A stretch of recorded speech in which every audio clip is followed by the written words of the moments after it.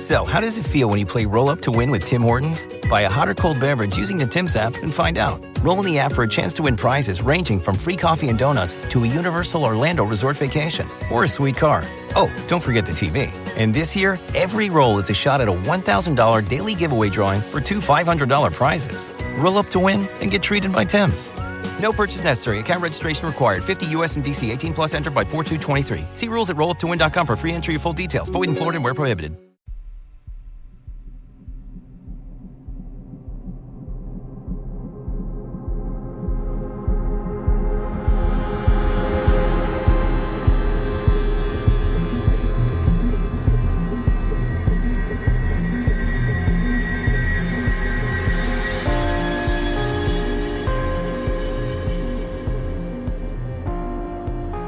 Welcome to mini episode 98 of Real Life Ghost Stories, and I have 5 spooky stories for you today, and story number 5 comes from the 19th of December 2020, and story number 1 comes from Kim. This takes place in Idaho. I was visiting cousins and aunts for a weekend. We had set up a small family picnic as the relatives hadn't met up in several years. If you don't know, Idaho is boring as fuck, excuse the language. So having it at a park next to the local swimming pool was as exciting as it got. Before we gathered, it was my job to scout out the park for a good spot to set up the food fair and whatnot. I'd wandered around the park until I'd found a nice large swathe of dewy grass sitting under a few sprawling trees. Nice shade and next to the pool gate, perfect. Happy with my decision, I returned to inform the family of my choice. Fast forward to midway through the picnic. The food had been doled out. Hugs and stories of catching up are happening. Tired from all the playing with little cousins, I snagged my book, which I usually carried around at this age, and went to go and tuck in under a tree.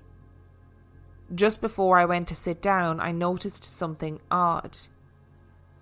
At the foot of the tree, there was a tiny heart in the grass. This isn't an ordinary heart. It looks like a tiny lawnmower had mown a perfect heart just there near everybody. At first I think it's a joke, so I called out to the known jokester in our family. "Cuz, come here, did you make this?" I figure he's going to come over, see it and laugh. He came over, turned pale, and it was a moment before he answered. "No, I didn't. How could I? It looks like a tiny mower did it." I kid you not. It was the same as what I thought. Now, my family is superstitious and religious. They take signs and miracles very seriously. I was still considering this a joke. So in vain, I asked several family members about it. No one knows how it came there, and we had been there the whole time without it appearing before now. Someone would have mentioned it otherwise. The matrons of my family, my grandmother and my sister came over. My great aunt swore under her breath while my grandmother swore it was a blessing from God. A sign of love since all the family were together again after so long. To me, it just gave me the chills. I'm going to say this once, and I'm going to throw caution to the wind and say that sounds like some good folk stuff, and it would give me chills too. For real. And I don't want to delve into that too much because I don't want to lose this entire recording and have my house go on fire. So, just going to say it was the good folk, and I mean that with all the respect in the world. And we're going to move on to the next story. And story number 2 comes from Kate. And just as a content warning, this story deals with child loss. I lost my daughter at 17 weeks. Since then, myself and my mother have dreamt of my daughter and described the same characteristics. In October, it was Ruby's angelversary. Since then, there have been a lot of spooky occurrences going on. I dreamt of her the night before this happened. I have a frame that my ex-sister-in-law made for me. I went to bed, laid there for about an hour, and I dreamt, or actually heard, Mummy, around 5 seconds later, and the bathroom door opened. The frame that I got in her memory swiveled on the shelf. The next thing, my partner, not Ruby's dad, came running into the bedroom saying 5 things flew off the shelf. he has seen a child-sized shadow in the living room. I went back to sleep eventually, and again I dreamt of her. My partner woke the next morning telling me of a dream that he had had. I was listening and brushing my child's hair when her candle flew off the shelf and Ruby Tuesday came on his playlist. My partner isn't connected with Ruby's life at all. He saw her and described what me and my mother have seen, without knowing how I've seen her. I truly believe my baby girl is checking in and acknowledging that her mama is happy. I bought a claddagh ring for my Irish granny, and every night it gets cold and something scary happens. I know my granny is holding Ruby until I can. That story is lovely. I know it must be such a terrible thing to lose a child. I've never experienced it myself, but I can't even imagine what it would feel like to lose a child. I am so glad that you feel some sense of comfort from these happenings, and that it is Ruby's way of letting you know that she's okay and that she's acknowledging that you're okay. And story number 3 comes from Ian. How would I describe my dad? A man's man. He takes no shit. You get my drift. So when he tells you his ghost stories, you listen. When my dad was little, he spent a lot of time at his nan's, who lived in the north end of the fishing town Lowestoft. She lived in a typical fisherman's terrace house with a small backyard, a large front room that all the other ground floor rooms came off. The only thing with this house was that it overlooked the memorial of the witches of Lowestoft. A large stone marked where the innocent women were killed by the Witchfinder General. My dad, whenever he was in the house, used to feel very uncomfortable, and this feeling increased the older that he got. When he was 12, he was sleeping at his nan's. He woke up and went downstairs to get a drink, and just by the off chance looked out of the front room window. The view was of the park, tall trees and flower gardens. He saw a dark figure. This creature must have felt my dad staring at him because it stared right back at him. My dad said it felt like he was stuck with fear for hours. And it was hours. He was only snapped out of his trance when his nan came downstairs in the morning. And this was when his gift started. From that day, my dad experienced paranormal activity at his nan's house, from shadow figures, doors opening and noises. It got to the point that his nan stopped him from coming around. Activity continued all through his teenage years, but when he got into his mid-20s, things changed. He started seeing and interacting with ghosts. My dad was a keen fisherman. He used to spend hours on the beach with his cousin trying to catch North Sea cod. One night in mid-October at around 11 p.m, they decided to call it a night. They packed up their gear and started to walk up the cliffs. It was a good 2 miles to walk, and it was easier walking on the cliff than stomping in the energy-draining sand. It was a clear night, with the light of the moon reflecting off the calm sea. After about 100 yards walking along the cliff, my dad and his cousin saw a lady looking out to sea. A young lady in her mid-20s, long brown hair in a light blue dress. Dad was a little confused by her appearance as the dress was very outdated. He was a bit trendy in the 70s. His cousin said to him, "What should we do?" And my dad said, "Let's bloody speak to her. She's obviously lost or something." He asked her if she was okay, and she asked if he had seen any boats coming to shore. He told her that he hadn't, and she said that her boyfriend was out fishing, and he should have returned by now. He said, "Sorry, love, but no one is out there. Go home and call the Coast Guard." The woman looked puzzled. "I will stay and wait." And then she said that she would call the Coast Guard when she got home. My dad walked off, not thinking twice about the conversation with the lady. After a couple of steps, he looked around. The lady was gone. His cousin had not moved and he looked petrified. My dad panicked and thought the lady had jumped over the cliff, but his cousin looked at him and said, "No, she just disappeared." The lady had vanished in front of my dad's cousin's eyes. He said she turned and looked at him and faded away. It was only when he told my granddad that he realised who the lady was. In 1840, a young lady called Mary killed herself by jumping off the cliff. Her boyfriend never returned from a fishing trip and she just couldn't live without him. When I hit my 30s, everything changed when he told me that he saw a demon in a window of an old hotel in his hometown. I couldn't process this and questioned my belief and my trust in my dad's stories. I was quite happy putting all of our experience down to the stone tape theory. Now I'm thinking my dad may have seen many different types of ghosts since my recent experiences. I live in a 5-year-old 3-story attached house in Norwich. No history, no dark past. It's just a house. During lockdown, my neighbour shouted over my garden fence asking for advice. She knows I am interested in the supernatural, and often we discuss photos I post on my Instagram account. She told me she was a bit spooked. She was doing a yoga session when she was in a pose.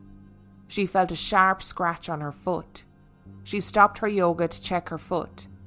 A deep scratch had appeared on her left foot. It was in the shape of an M.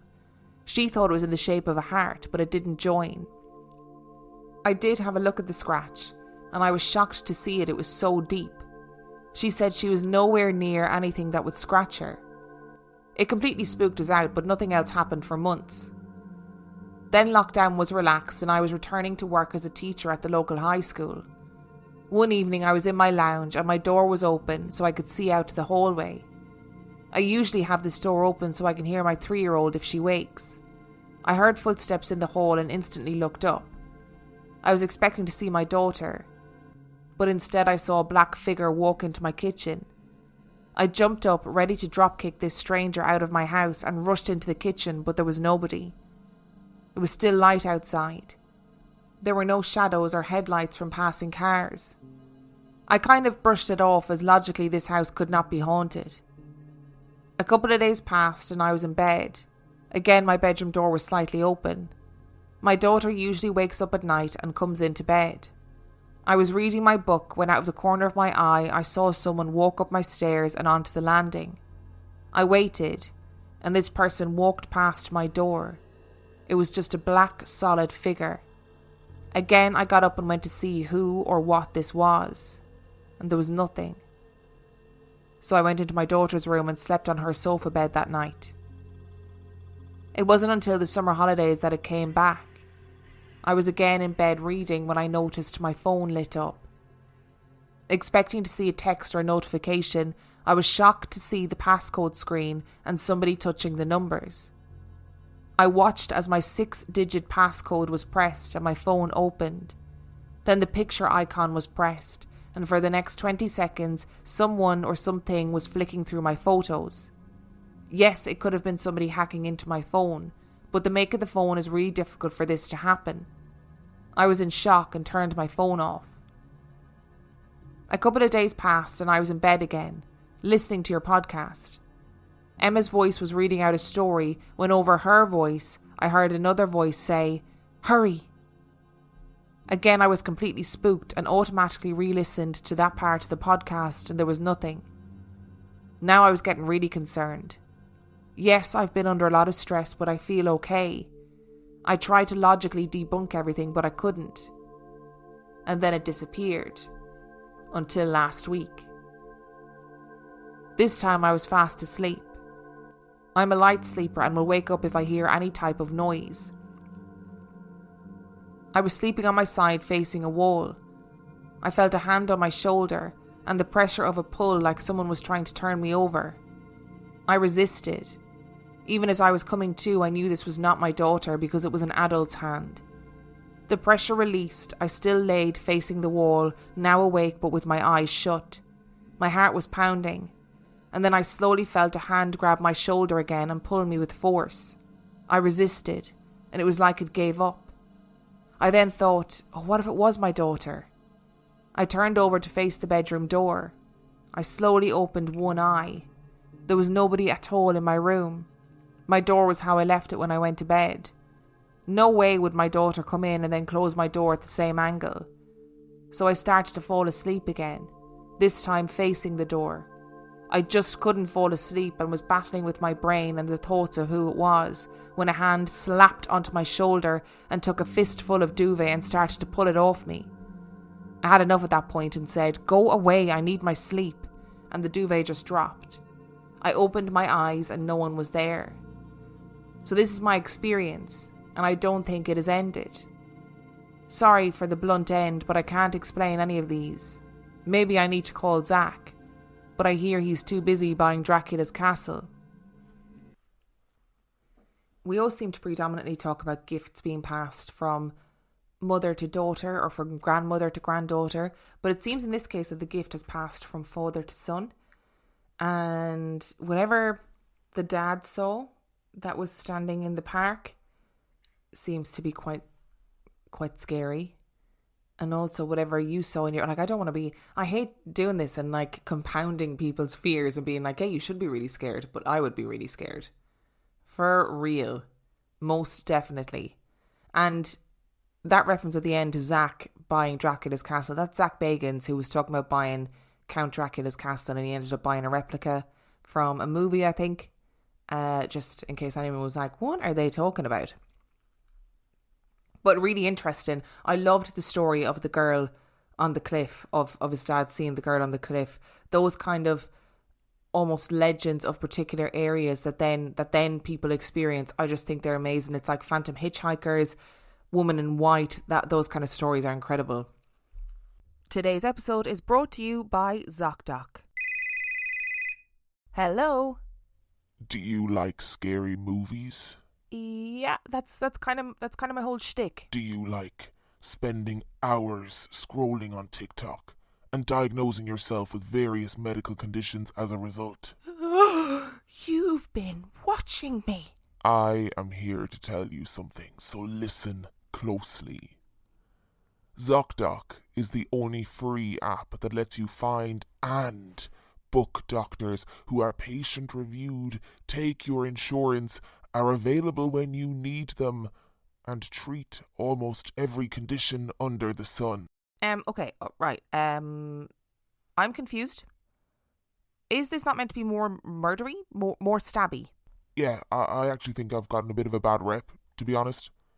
And I'm trying a new approach, more helpful, more human. Wow, weird. But I'm listening. Surprise twists may work for horror movies, but not for medical care. With ZocDoc, there is no alarm and no surprises. Choose from thousands of patient-reviewed doctors and specialists, browse doctor profiles, upload and verify your insurance information, and get the care you need. I hear what you are saying, but this might be the weirdest thing that's ever happened to me. Go to ZocDoc.com/ghost and download the ZocDoc app for free. Then find and book a top-rated doctor today. Many are available within 24 hours. That's ZocDoc.com/ghost. The all-new Nissan Aria is a fully loaded EV. It's brimming with style and power. Up to 389 horses of it. Innovation and intelligence. E-Force all-wheel drive. It'll pin you to your seat. Your very plush seat. The all-new, all-electric Nissan Aria. Nissan Aria with E-Force expected availability early 2023. E-Force cannot prevent collisions or provide enhanced traction in all conditions. E-Force and 389 horsepower available on Platinum Plus. Nissan calculation using 1-foot rollout testing with long-range battery and E-Force only in sport mode with E-Step off. These results are for comparison only and should not be attempted on public roads. Drive responsibly. See nissanusa.com for details. So, how does it feel when you play Roll Up to Win with Tim Hortons? Buy a hot or cold beverage using the Tim's app and find out. Roll in the app for a chance to win prizes ranging from free coffee and donuts to a Universal Orlando resort vacation or a sweet car. Oh, don't forget the TV. And this year, every roll is a shot at a $1,000 daily giveaway drawing for 2 $500 prizes. Roll up to win and get treated by Tim's. No purchase necessary. Account registration required. 50 U.S. and D.C. 18 plus entered by 4/2/23. See rules at rolluptowin.com for free entry and full details. Void in Florida and where prohibited. And story number 4 comes from Daniel. This is something that happened to my mother. To give some background, my mom has always had some level of sensitivity and has dabbled in spiritual practices in the past. I was roughly 3 or 4 years old when my baby sister was born. She had a very rare condition that affected her ability to breathe and eat on her own, and she suffered from multiple seizures a day, which was torture for my parents and I to have to watch. She passed away shortly after her first birthday. Needless to say, this took a huge toll on my parents. When I was a few years older, I woke up one day to see my mom sitting in the living room with a pensive look on her face. It was unusual to see her up so early, because I was usually up at least an hour or two before my mom or dad would get out of bed. I sat down with her, and she told me the story of a little girl she was friends with when she was a kid. When my mom was about 13 or 14, her friend attempted suicide by poisoning herself.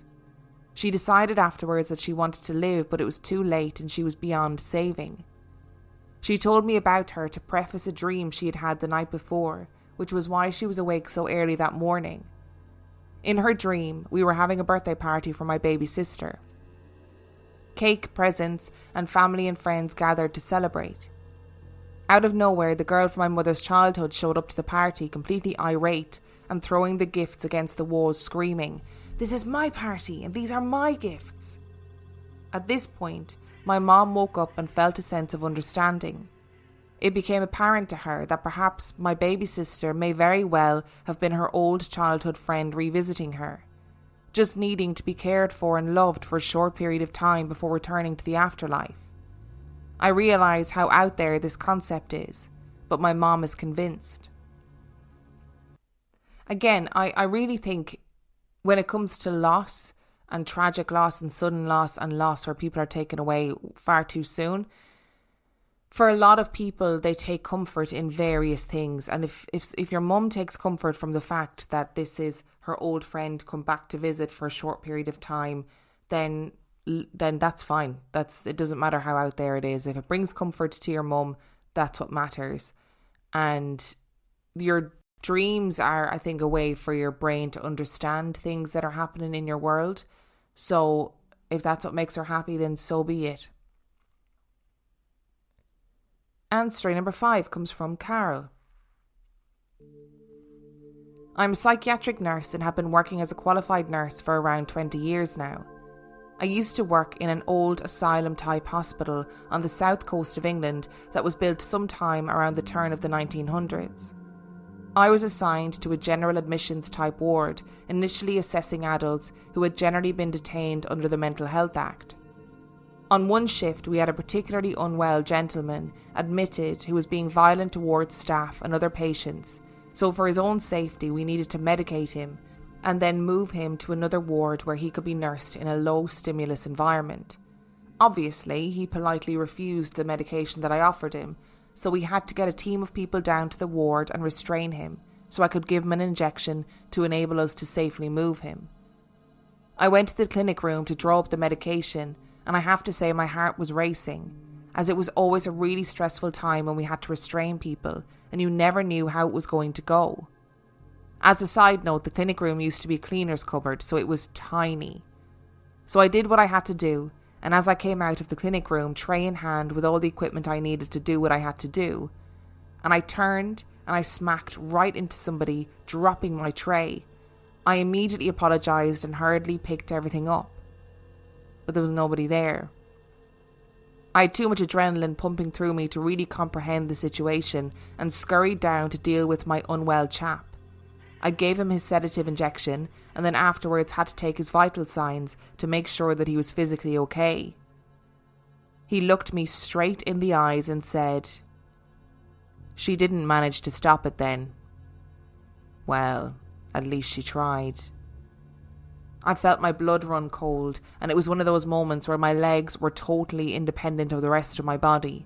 I stumbled up the corridor and back to the clinic room for about 5 minutes and just sat on the floor trying to compose myself and trying not to throw up.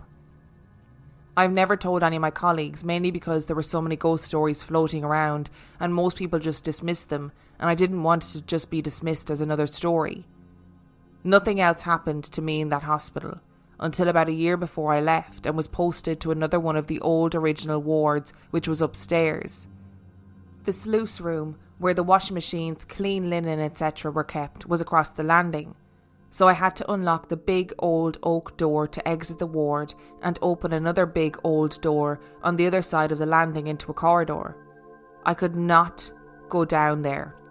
It felt like there was something terrible down there, something that didn't want me to go down there. It made me feel sick to my stomach. Interestingly, no one else had a problem with going down there.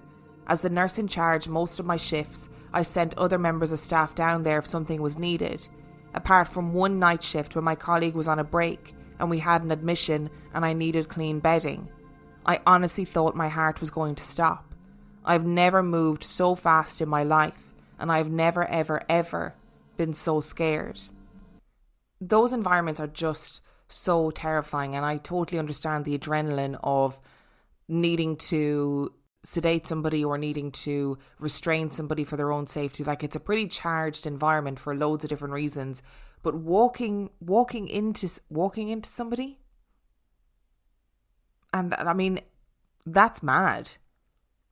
It reminds me of, I can't remember what episode it was, but way back in the beginning when we talked about theatre ghosts, and my friend Cass told her story about how she was shutting down the theatre and she physically walked into somebody and was like, "Oh, sorry, didn't see you there," and then there was nobody there. That's so scary.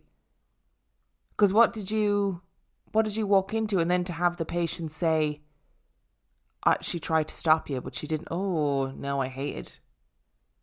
Thank you so much to Kim, Kate, Ian, Daniel and Carol for your stories. And just a reminder that the last story is from the 19th of December 2020. If you would like to send your story in, you can do so by emailing it to reallifeghoststoriespodcast@gmail.com. You can also check out our website, reallifeghoststoriespodcast.com. And on that note, I shall see you next time.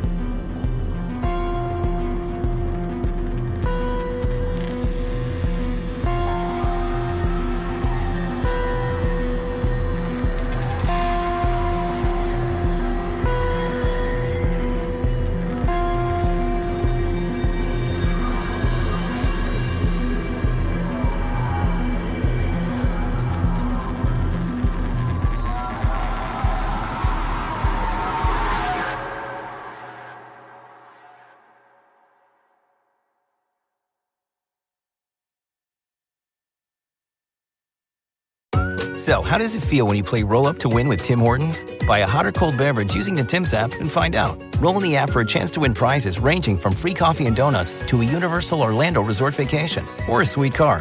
Oh, don't forget the TV. And this year, every roll is a shot at a $1,000 daily giveaway drawing for two $500 prizes. Roll up to win and get treated by Tim's.